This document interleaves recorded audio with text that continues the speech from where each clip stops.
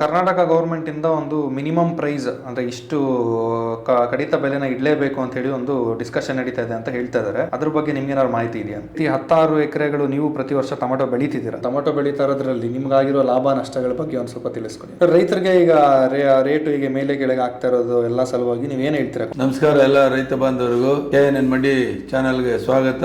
ನೀವು ಕೇಳಿರ್ತಕ್ಕಂಥ ಕ್ವಶನ್ಸ್ಗೆ ಈಗ ಆನ್ಸರ್ ಮಾಡೋದಕ್ಕೆ ಲೈವ್ ಮಾಡ್ತಾ ಇದ್ದೀನಿ. ಇದನ್ನ ಶೇರ್ ಮಾಡಿ, ಲೈಕ್ ಮಾಡಿ, ಮತ್ತೆ ಕಾಮೆಂಟ್ ಮಾಡಿ. ಸರ್, 25 ವರ್ಷದಿಂದ ನೀವು ಒಂದು ಟೊಮೆಟೊ ಮಂಡಿ ಮಾಲೀಕರಾಗಿದ್ದೀರಾ. ಅದೇ ರೀತಿ 16 ಎಕರೆಗಳು ನೀವು ಪ್ರತಿ ವರ್ಷ ಟೊಮೆಟೊ ಬೆಳೀತಿದ್ದೀರಾ.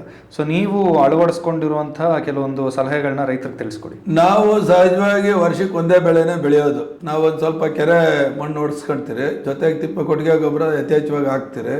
ಒಂದು ಡಿಸ್ಟೆನ್ಸ್ ಒಂದು 5 ಅಡಿಯಿಂದ 5.5 ಅಡಿ ಡಿಸ್ಟೆನ್ಸ್ ಇಡ್ತೀರಿ. ನಾರಿಂದ ನಾರಿಗೆ 2 ಅಡಿ ಡಿಸ್ಟೆನ್ಸ್ ಇಡ್ತೀರಿ.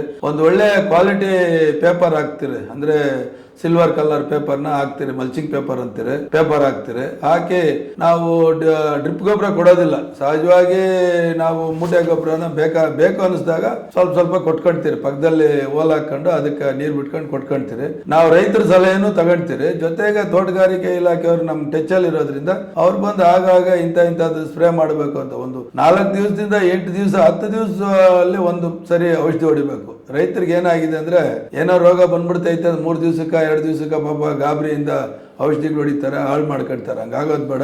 ತೋಟಗಾರಿಕೆ ಅವ್ರನ್ನ ಸಂಪರ್ಕ ಮಾಡಿ ಔಷಧಿ ಹೊಡೆದ್ರೆ ಒಳ್ಳೇದು ಅಂತ. ಸರ್, ನಿಮ್ಮ ಅನುಭವ ಹೇಗಿದೆ ಈಗ ಟೊಮೆಟೊ ಬೆಳೀತಾ ಇರೋದ್ರಲ್ಲಿ ನಿಮ್ಗಾಗಿರೋ ಲಾಭ ನಷ್ಟಗಳ ಬಗ್ಗೆ ಒಂದು ಸ್ವಲ್ಪ ತಿಳಿಸ್ಕೊಡಿ.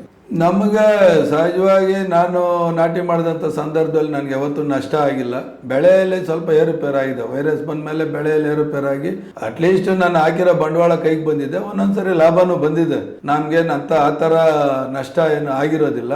ರೈತನಿಗೂ ಅದೇ ಥರನೇ ಇರ್ತೈತೆ, ಅಪ್ ಅಂಡ್ ಡೌನ್ ಆಗ್ತಾ ಇರ್ತೈತೆ ಅಂತಾನೆ ಹೇಳ್ಬೋದು. ಸರ್, ಈಗ ಕರ್ನಾಟಕ ಗೌರ್ಮೆಂಟಿಂದ ಒಂದು ಮಿನಿಮಮ್ ಪ್ರೈಸ್ ಅಂದರೆ ಇಷ್ಟು ಕಡಿತ ಬೆಲೆನ ಇಡಲೇಬೇಕು ಅಂತ ಹೇಳಿ ಒಂದು ಡಿಸ್ಕಷನ್ ನಡೀತಾ ಇದೆ ಅಂತ ಹೇಳ್ತಾ ಇದ್ದಾರೆ. ಅದ್ರ ಬಗ್ಗೆ ನಿಮ್ಗೇನಾದ್ರು ಮಾಹಿತಿ ಇದೆಯಾ? ಇಲ್ಲ, ನಮಗೆ ಮಾಹಿತಿ ಇದೆ. ಹಾಗಾಗಿ ಬರ್ತಾ ಇರ್ತೈತಿ. ಈಗ ಯಥೇಚ್ಛವಾಗಿ ರೇಟು ಏರುಪೇರು ಆಗ್ಬಿಟ್ಟಾಗ ಡೆಲ್ಲಿಯಲ್ಲಿ ಲಾಸ್ಟ್ ಟೈಮ್ 2,000 ರೂಪಾಯಿ ಇಲ್ಲಿ ಬಾಕ್ಸ್ ಮಾರಿದಾಗ ಅವರು ನಮ್ಮಲ್ಲಿ ಖರೀದಿ ಮಾಡ್ಬಿಟ್ಟು ಅಲ್ಲೋಗಿ 80 ರೂಪಾಯಿ ಇಟ್ಬಿಟ್ರು. ಅಂತ ಸಂದರ್ಭ ಸರಿಯಾದ ಹೊಡೆತ ಬಿದ್ದೈತಿ ವ್ಯಾಪಾರಸ್ಥರಿಗೆ. ರೈತನಿಗೆ ಹೊಡೆತ ಬಿದ್ದಿಲ್ಲ, ಅದು ರೈತರ ಗಮನದಲ್ಲೇ ಇರೋದಿಲ್ಲ. ವ್ಯಾಪಾರಸ್ಥನಿಗೆ ಒಳ್ಳೆ ಹೊಡೆತ ಬಿದ್ದುಬಿಡ್ತು. ಅಲ್ಲೋಗಿ 2,000 ಇಲ್ಲಿ ಪರ್ಚೇಸ್ ಮಾಡಿದ್ರೆ ಅಲ್ಲೋಗಿ ಅವ್ನಿಗೆ 2,500 ಮಾರಬೇಕು, ಖರ್ಚು ವೆಚ್ಚ ಸೇರಿ. ಅಂತದ್ದು ಅದು ಹಿಂಗೆ ಮಾಡಿಬಿಟ್ರು. ಆ ಥರ ಇಲ್ಲಿನ ಡಿಸ್ಕಷನ್ ಆಗ್ತಾ ಇರ್ತೈತೆ ಮಿನಿಮಮ್ ಪ್ರೈಸ್ ಮಾಡಬೇಕು ಅಂತ. ಗ್ರಾಹಕರು ಆಗಾಗ ಒತ್ತಡಗಳು ಏರ್ತಾ ಇರ್ತಾರೆ. ಅಂತ ಸಂದರ್ಭದಲ್ಲಿ ಹೇಳ್ತಾರೆ, ಬಟ್ ಅದು ಸಾಧ್ಯ ಇಲ್ಲ. ಯಾಕಂದ್ರೆ ಇದು ಬೆಲೆ ಬರೋದು ಅತಿವೃಷ್ಟಿ ಅನಾವೃಷ್ಟಿಯಿಂದ. ರೈತನಿಗೆ ಬೆಳೆ ಇರ್ತೈತೆ, ಯಥೇಚ್ಛವಾಗಿ ಮಳೆ ಬಿದ್ದುಬಿಡ್ತು ಅಂತಂದ್ರೆ ಬೆಳೆ ಹಾಳಾಗ್ಬಿಡ್ತೈತೆ. ಅಂತ ಸಂದರ್ಭದಲ್ಲಿ ಯಾವುದೇ ತರಕಾರಿ ಆಗ್ಬೋದು, ವೆರಿಸಬಲ್ ಗುಡ್ಸ್ ಅಂತ ನಾವೇನು ಹೇಳ್ತೀರಿ, ಹಸಿ ತರಕಾರಿನ, ಅದೆಲ್ಲ ರೇಟ್ ಬರೋದನ್ನು ಅತಿವೃಷ್ಟಿ ಅನಾವೃಷ್ಟಿಯಿಂದಾನೆ. ಯಾರು ಇದನ್ನ ಕಂಟ್ರೋಲ್ ಮಾಡೋಕ್ಕಾಗೋದೇ ಇಲ್ಲ.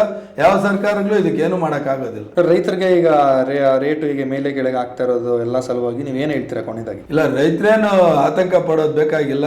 ರೈತರು ನಾನು ಹಿಂದೆನೂ ತಿಳಿಸಿದ್ದೀನಿ, ಈಗಲೂ ಹೇಳ್ತಾ ಇದ್ದೀನಿ, ರೈತರು ಧೈರ್ಯವಾಗಿರಿ. ಇದೇ ಬೆಲೆ ಮುಂದುವರಿಯುತ್ತೆ. ಇನ್ನು ಸ್ವಲ್ಪ ಏರುಪೇರು ಆಗ್ತೈತೆ, ಅಪ್ ಅಂಡ್ ಡೌನ್. ಅದು ಸಹಜವಾಗಿ ಹಸಿ ತರಕಾರಿಯಲ್ಲಿ ಇದ್ದಿದ್ದೆ. ಎಲ್ಲ ರೈತರಿಗೂ ಒಳ್ಳೇದಾಗ್ಲಿ, ಶುಭವಾಗ್ಲಿ ಅಂತ ಹಾರೈಸ್ತೀನಿ ನಾನು.